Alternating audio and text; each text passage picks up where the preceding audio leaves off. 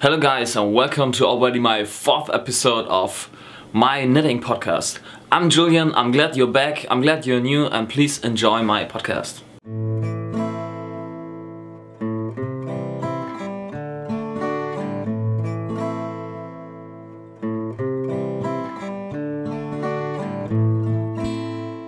Today's episode I'm going to start by saying hello to someone special.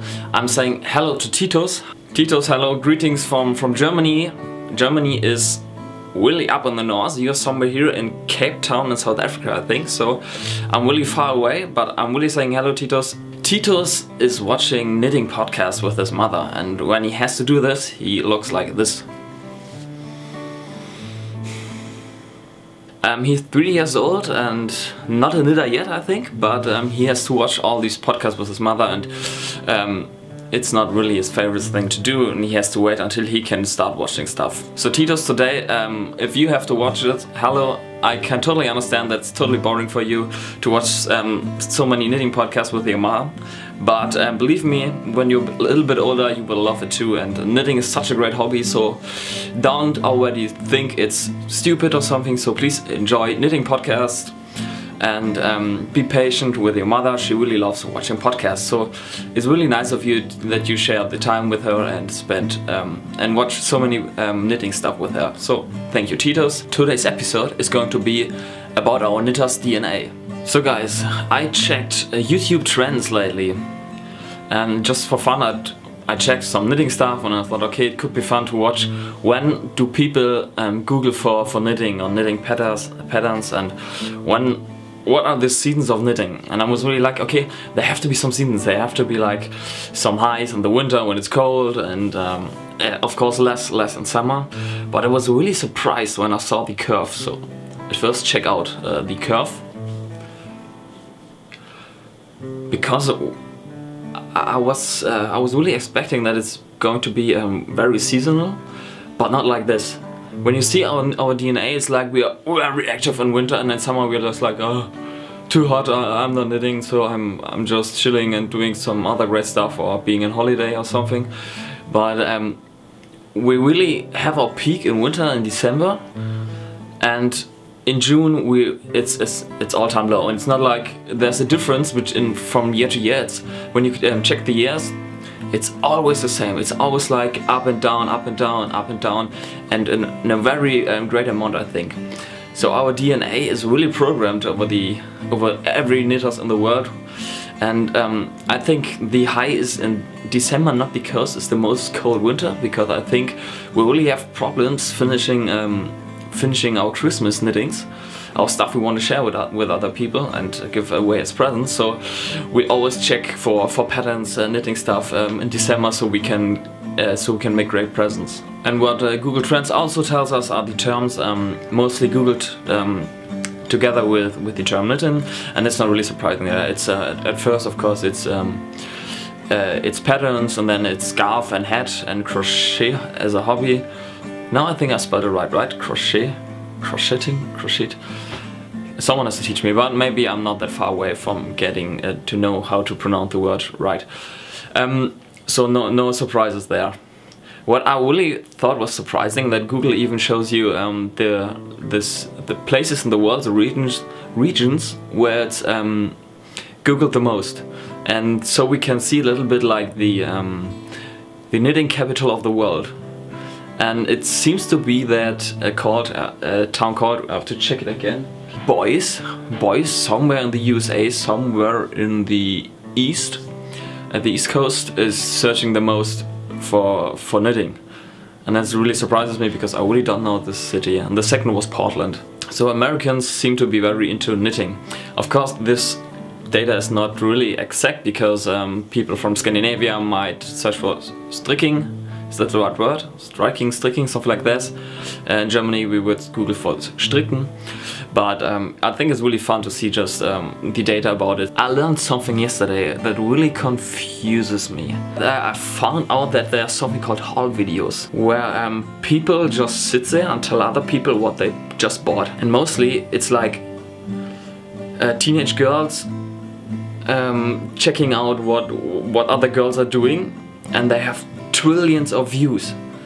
and I totally envy them. Just sitting there, here's my bag, and I bought something and I want to show it to you, and then people are going crazy about stuff you bought, and it's, it really confuses me because I'm not really into shopping as a typical guy, I have to confess, and I was really stunned when I saw what's going on there. So I think I have to change my format now because I need more views. Everyone needs more views, and I need this trillions of views. Hello besties! Today I'm back with another haul video. Okay, I started a list. Things never to repeat again in my podcast. First, sing. If you heard me sing on my last video, awful. But for Dan I did it, but awful.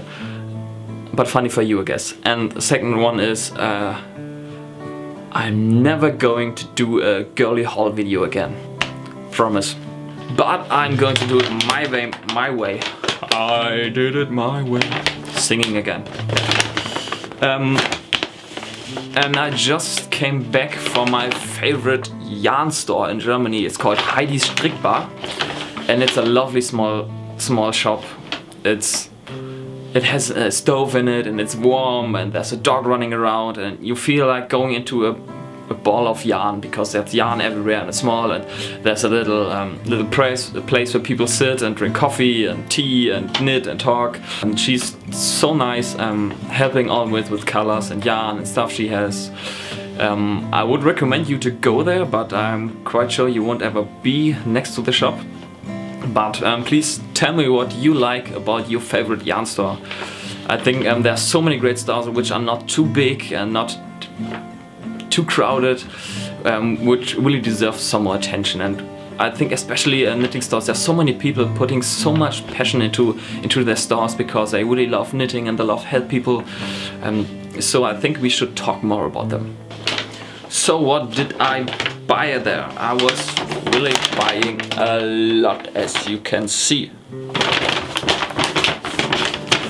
First of all, always when my girlfriend goes to the shop with me, she always finds yarn and colors she loves, and so therefore she picked up some yarn she really wants to make, wants to have a hat from it. And it's really her colors, this green and beige, I think. Another word I learned, beige. It's really soft and cozy, and it's going to be a great hat, I think. It's Lang Malu, called something like this. I don't know if you'll be able to read it, maybe. Yeah, don't care. But I'll show you when I've finished this hat. And the other stuff I bought is blue and grey, and I decided to start another sweater. I know I haven't finished my first sweater yet, and I still want to finish it, but with this yarn I'll be much faster, and I really feel like I have to practice this before and try to make it. And now I'm thinking about how the sweater should look like and when to start it, but I'll update you on that later. So I was just like many of you going to the store, just checking, I don't want to buy something, and now I have this big bag just of yarn, as always. And I just told myself for New Year's Eve, this year I'm not going to buy so much yarn because I have too much yarn laying around, and I have nothing to do with it. So I was like, really, I'm not buying yarn unless I've used my yarn that I already have, and I buy only yarn for special projects. But I already failed in February and January, so what? I'll buy yarn. That's it. We're all addicted. That stuff's great. Whew.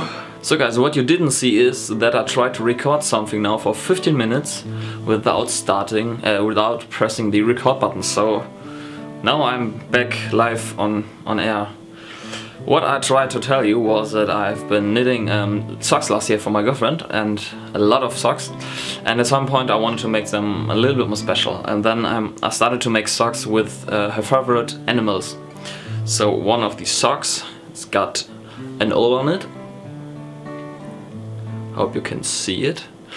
And what I was doing there is just knitting a sock, making the this part totally completely green, and then I use the duplicate stitch technique to add the oil. It's really a simple pattern. I think I might upload it on my blog, on my homepage, knttng.com. There is no I in knitting, where you can check it later, maybe. And the second sock is a horse, because she's really into horses and has her own horse and rides all the time, and she really enjoys it. This was my first try to use Fair Isle in the round, but I wasn't that happy with it, because you don't really knit in the round, but you split it and go back and forth like you would normally knit. And when I do so, you really see something like a scar where the two parts meet again and should be brought back together. So I think I really have to work on this. But now for something completely different. I haven't been knitting much lately because I read the Mockingjay, the Hunger Games, Catching Fire, the books, and I really inhaled them. I was really into it and a bit addicted, like it is when you read great books. And I just finished the Mockingjay yesterday, and I highly recommend to read the books. It's so much fun. There's so much tension. It's even things you can think about and try to think what's going on. Is it just fiction, or can it be brought back into our society? And it's not heavy reading, but it has some smart thoughts, I think. So I recommend it. Watch the movies, and I really can't tell you to read the books. It's completely different, especially the end. I'm not trying to spoil anything, but it's not the typical end you would expect from a book in the way it's built up. And I really couldn't see the end of the book. Usually you see, okay, I have like 50 pages left and this is going to happen, because it always happens like this in stories. But I think Mrs. Suzanne Collins did a good job there by really surprising me, and even creating a special atmosphere in the end I could not really anticipate before. I always have some books in stock because I like buying books, like buying yarn. But I'm not sure what to read next. I started The Name of the Wind, is the English title. The first book I already read, and now I'm really up to read the second one. Or I am going to read yet another Star Wars book about Darth Maul. Total badass. And Star Wars books are always like easy reading, and are really addicted to Star Wars, as you can see here. But now I'm back to my other addiction. I'm going back to knit a lot. Hopefully. What I really love and appreciate so much about us, about the whole internet knitting community, about the stuff you see on YouTube, Instagram, Facebook, wherever, I think it's what life and society is really about, and what it should be. Last week, if you saw my video about awesome knitters, I've been talking to Dan. Hi Dan, my knitmate from England, and we are just in contact, and I haven't wrote him back, so sorry Dan for that, but I surely will. My girlfriend has a new computer game, and so I'm really not getting to my PC to write you back. So please be patient, I'll totally write you back after I finish this podcast. Again, losing my way. And today I've been talking about Titus, who's living in South Africa, and I'm sure there'll be a lot of people I've been talking about from Scandinavia, from the US. I saw some great people from Russia, and seriously, what is it all about? We are just talking about knitting, we are enjoying what we're doing, and we're having so much fun. And there are no borders, and there's no war, and there's nothing. And that's really what it is about. It's so easy, and it's great. We're just getting in contact and share something we love. And when you see the whole crazy stuff going out there in Ukraine, in Syria, Iraq, Iran, Egypt, all over the place, and then you see what's going on with us, a worldwide community of people just knitting together, I think it's perfect, and I think we should focus more on that. Peace, knit, love, not war, and stuff like this. I'm really losing my way today. What am I talking about? Okay, I lost my way there, but I really just felt making like a statement.